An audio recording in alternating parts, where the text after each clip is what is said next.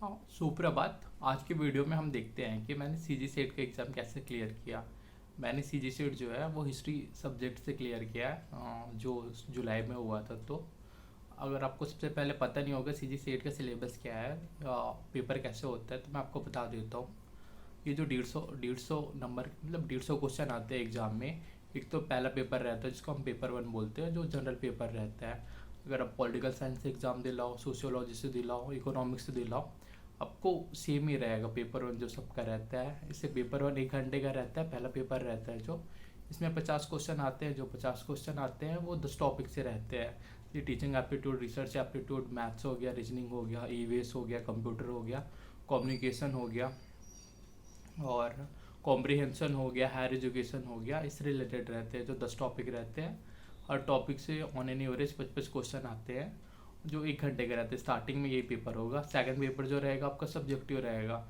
Subjective जो रहेगा वो 100 नंबर का रहेगा। 100 नंबर जो है 10 टॉपिक में डिवाइड रहता है ये। और हर एक टॉपिक से 10 10 क्वेश्चन आते हैं। कि मेरा सब्जेक्ट हिस्ट्री है तो हिस्ट्री में भी 10 टॉपिक में डिवाइड था वो। जितने ओवरऑल इंडियन हिस्ट्री है उसको 10 टॉपिक में डिवाइड कर दिए, और थोड़ा सा हिस्टोग्राफी था उसका कॉम्बिनेशन था इसमें। जो सेट के सिलेबस में है, सेट और नेट का सिलेबस एकदम सेम ही है। अगर आप नेट की भी प्रिपरेशन कर सकते हो तो सेट दिला सकते हो। नेट का प्रिपरेशन अच्छे से हो गया तो सेट दिला लो, आराम से निकल जाएगा। और सेट का भी प्रिपरेशन कर रहे हो, अच्छे से हो गया है, सेट नहीं निकला, तो आप नेट की भी तैयारी करो। दोनों का सिलेबस सेम ही है। बस थोड़ा लेवल टफ हो जाता है, सेट में थोड़ा इजी रहता है और वन लाइनर क्वेश्चन रहता है। वैसे नेट में एकदम कॉन्सेप्ट बेस रहता है और बहुत डीपली क्वेश्चन आता है जो नेट का क्वेश्चन रहता है वो। तो दोनों का सिलेबस सेम है। आप एक एग्ज़ाम की तैयारी करो, दोनों एग्ज़ाम की तैयारी होते रहेगी। अभी क्वेश्चन डिस्कस करते थे हम तैयारी कैसे करें सीट एग्ज़ाम की। तो अभी जो गवर्नमेंट का नोटिफिकेशन आया था उसमें बता रहा था कि सीजी असिस्टेंट प्रोफेसर का एग्ज़ाम होने से पहले एक बार और जो छत्तीसगढ़ सरकार रहती है वो सीजी सेट एग्ज़ाम कंडक्ट कराए। यूपी का आने से पहले एक बार एग्ज़ाम कंडक्ट हो जाएगा तो और कैंडिडेट मिल जाएंगे और बेटर है। साथ में अगर सीजी सेट क्लियर करने का सबसे बड़ा बेनिफिट ये है कि आप छत्तीसगढ़ के जो गवर्नमेंट कॉलेज है, गवर्नमेंट कॉलेज जो एडहॉक बेस पे लेता है, उसमें भी अभी 50,000 सैलरी है। 50,000 35,000 सैलरी है उसमें भी अगर आपका सेट एग्ज़ाम क्लियर हो गया और मास्टर में परसेंट अच्छा है, अगर कोई पीएचडी वाला ना मिला तो आपको प्रेफरेंस देंगे, आप वहाँ जा सकते हो, आराम से 45-50 हज़ार पर मंथली कमा सकते हो। ये एक प्रॉफिट हो गया सीजी सेट एग्ज़ाम निकालने का।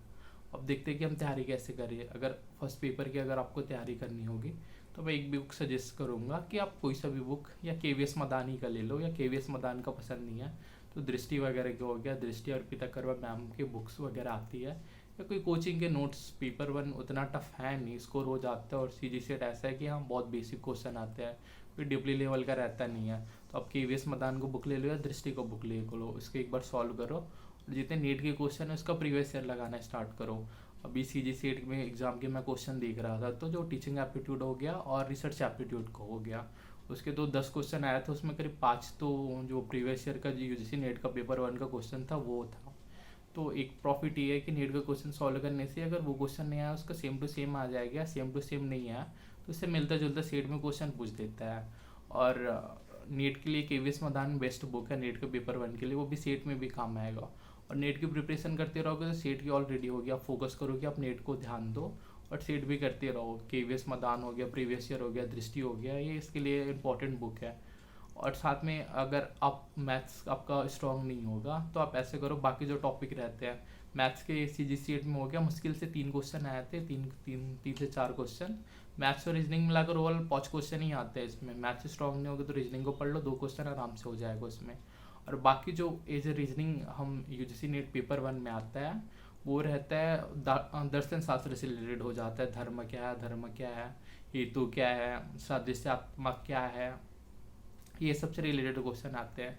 इसके लिए अगर आप केवीएस मदान का बुक लोगे तो उसमें थोड़ा बेसिक आइडिया हो जाएगा, कैसे क्वेश्चन आ रहा है, या नेट का क्वेश्चन लगाओगे तो, और उसे पढ़ सकते हो आप केवीएस मदान के बुक से। और यूट्यूब चैनल में आप वीडियो देखो, बहुत सारे यूट्यूब चैनल ऐसा सीजी सेट के लिए यहाँ कोई प्रॉपरली चैनल नहीं है और कोई उतना प्रॉपरली गाइड भी नहीं करता। अगर सीजी सेट एग्जाम की हम प्रिपेयर करें तो एक सर है कॉलेज नॉलेज के नाम से उनका यूट्यूब चैनल था सर का, वो काफ़ी बेटर पढ़ाते हैं, लेकिन उनका भी कंटिन्यू क्लास नहीं रहता, पीओक्यू वगैरह ज़्यादा सॉल्व कराते हैं।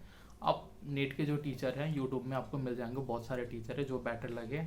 9 क्लासेस हो गया, 9 तलवीर सिंह का हो गया, और GRF अड्डा हो गया, अड्डा 247, ये सब यूट्यूब चैनल जो है जो नीट यूजीसी नेट के लिए काफ़ी पॉपुलर है। इनसे आप पेपर वन की तैयारी करो, उनके यूट्यूब वीडियो देखो, बहुत कुछ समझ आ जाएगा उसमें।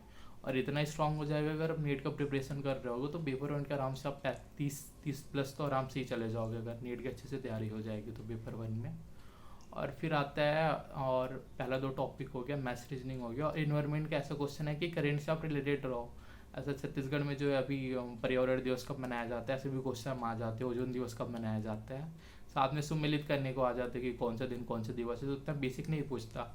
साथ में एक सिलेबस में है सीजी सीट की कि क्या क्या कन्वेंशन हुआ था एनवायरनमेंट में, वो सबको आप अच्छे से याद कर लेना, कौन कौन सा कन्वेंशन कब कब हुआ था और वहाँ क्या क्या लागू किया गया था। साथ में एनवायरनमेंट में जो रहता है SDG हो गया, sustainable development goal, millennium development goal, ये सबको आप अच्छे से पढ़ लिए रहोगे तो वो काम आता है, या उससे रिलेटेड अगर क्वेश्चन आ गया पेपर वन में तो आप उसको टैकल कर सकते हो। साथ में एक टॉपिक रहता है कंप्यूटर का बेसिक रहता है। अगर आप CG में एग्जाम की तैयारी कर रहे होगे तो CG में जितना प्रीवियस ईयर है उसके लगाते रहो, उसके बस सेम टू सेम रहता है। बस अंतर ये रहता है कि CG को जो अदर एग्जाम हो गया हॉस्टल वार्डन उसमें कई टॉपिक रहते हैं जो नेट के टॉपिक में नहीं है, तो वो वाले टॉपिक को छोड़ दो, बाकी जो नेट के सिलेबस या सेट के सिलेबस में है वो टॉपिक में प्रीवियस ईयर में व्यापम क्या क्या क्वेश्चन पूछा है उसको देखो, तो कंप्यूटर आपको बहुत इजीली तैयार हो जाएगा। और पेपर वन में बचा हायर एजुकेशन, तो हायर एजुकेशन की तैयारी करने के लिए आपको प्राचीन काल में जितने विद्यालय थे, विश्वविद्यालय थे, उनके संस्थापक कौन थे, कब कब उसकी स्थापना हुई, इसको याद कर लो। साथ में NIRF एक रैंकिंग जारी करती है, नेशनल इंस्टीट्यूट रैंकिंग फ्रेमवर्क करके, उसमें कौन कौन का कब कब स्थान मिला है वो देख लेना।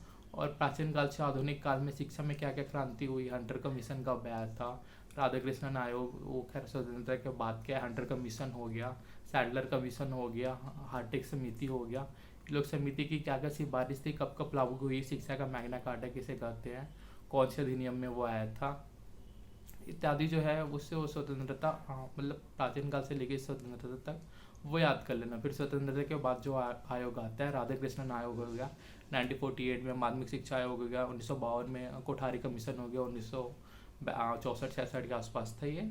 और उसके बाद है राष्ट्रीय शिक्षा नीति जो 1986 में आई थी। और लास्ट जो सबसे ज़्यादा इंपॉर्टेंट है, नेशनल एजुकेशन पॉलिसी 2020।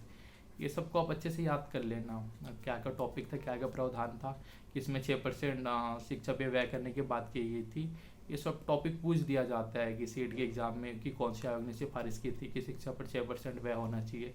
अगर आपको पता रहेगा कोठारी कमीशन से तो आप उसको लगा पाओगे। साथ में सबसे पहले स्वतंत्रता के बाद सबसे पहले आयोग कब बना था, तो राधाकृष्णन आयोग 1948 में आपको पता रहेगा तो आप उसको बना पाओगे।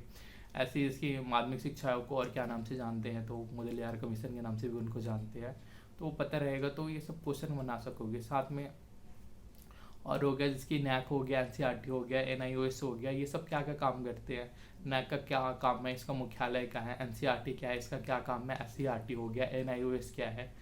और जो ओपन स्कूल है इसमें स्कूलिंग भी आ जाता है, जो हायर एजुकेशन रहता है कि ओपन स्कूल कहाँ का है, छत्तीसगढ़ का देख लेना, छत्तीसगढ़ को पढ़ रहे हो, एक सुंदरलाल शर्मा है वो कब स्टार्ट हुआ था। और छत्तीसगढ़ में जितने विश्वविद्यालय हैं जो स्वतंत्र मतलब आधुनिक शिक्षा से रिलेटेड है, पहला विश्वविद्यालय कौन था, पहला NIT कौन था, IIT कौन था, कहाँ स्थित है वो, ये शिक्षा से रिलेटेड ये सब भी क्वेश्चन हो गए जो हायर एजुकेशन से रिलेटेड है।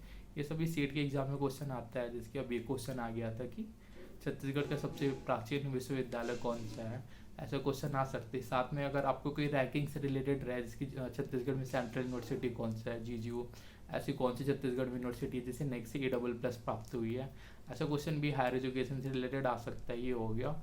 और हो गया कम्युनिकेशन का क्वेश्चन रह गया, एक चैप्टर का रहता है, तो कम्युनिकेशन का क्वेश्चन को सॉल्व करने के लिए आप तो KVS मैदान का बुक लगाओ और साथ में प्रीवियस ईयर नेट का क्वेश्चन देखो। नेट के क्वेश्चन से आपको थोड़ा अच्छे से नॉलेज हो जाएगा। साथ में इस बार का जो CET एग्ज़ाम हुआ था वो बहुत विवादित हो गया था, जिसको CET एग्ज़ाम में एक तो इंग्लिश में ही दे दिया गया था, जिसका इंग्लिश स्ट्रॉन्ग है वो बना लेगा, जिसका इंग्लिश स्ट्रॉन्ग नहीं था उसके लिए बहुत इशू था। तो हर बार ऐसा नहीं होगा, इस बार हो गया, तो अब उसके लिए ऐसे करना कि जो कम्युनिकेशन का क्वेश्चन है उसके लिए आप प्रीवियस ईयर नेट का क्वेश्चन सॉल्व करो, या सीट का भी, इससे पहले भी 3 बार सीट हुए हैं उसके क्वेश्चन देख लो। उतना टफ लेवल नहीं रहता छत्तीसगढ़ में नेट के कंपेयर में, तो आराम से उसको भी टैकल कर लोगे। और हो गया कॉम्प्रिहेंशन, जो पैराग्राफ आता है वो तो बहुत ईजी रहता है छत्तीसगढ़ का, नीट में थोड़ा टफ रहता है, लेकिन सीजी सेट का जो रहता है बहुत ईजी रहता है, आराम से उसको कर लोगे। 5 में तो 4 आराम से ईजी हो जाएगा उसमें। पैराग्राफ को पढ़ो, आप ऐसे करना, आप पेपर 1 को बना रहे हो, ओके। तो सबसे पहले जो कॉम्प्रिहेंशन या जो पैराग्राफ रहता है उसको सॉल्व करना, आराम से पढ़ना और उसको बनाना। 5 में तो 3-4 आराम से सॉल्व कर लोगे उसको, थोड़ा बहुत पढ़ के एकदम सीधा डायरेक्ट क्वेश्चन रहता है उसमें, उसके आंसर बन जाएगा। और DI हो गया, डाटा इंटरप्रिटेशन भी पेपर 1 के सिलेबस में है। उसको करने के लिए आप नेट का PYQ लगाओगे, या कहीं भी जैसे बैंक का हो गया, इत्यादि का मतलब इत्यादि के क्वेश्चन लगाते रहोगे। बैंक का बहुत हार्ड लेवल का रहता है, अगर उसका क्वेश्चन आप थोड़ा बहुत सीख गया तो यहाँ का आराम से बना लोगे सीट में, उतना टफ नहीं आता। या नीट एग्जाम का जो PYQ रहता है उसको सॉल्व करो, नीट और बैंक लेवल की तैयारी करोगे तो ये आराम से बन जाएगा, यहाँ का सीट का जो क्वेश्चन रहता है वो। और इत्यादि जो ये पेपर 1 का सिलेबस हो गया इस वीडियो में। अगर आपको कमेंट करना है कि पेपर 1 की तैयारी कैसे करें, तो मेरा हिस्ट्री से एग्ज़ाम क्लियर हुआ है, हिस्ट्री से भी मेरा नीट JRF हुआ है और इस बार सीट हुआ है। तो आपको इसके लिए नेक्स्ट वीडियो बना दूंगा कि मैं हिस्ट्री सब्जेक्ट से सीधी सेट कैसे क्लियर करें। आप कमेंट में इसको कमेंट कर देना, ठीक है। थैंक यू फिर।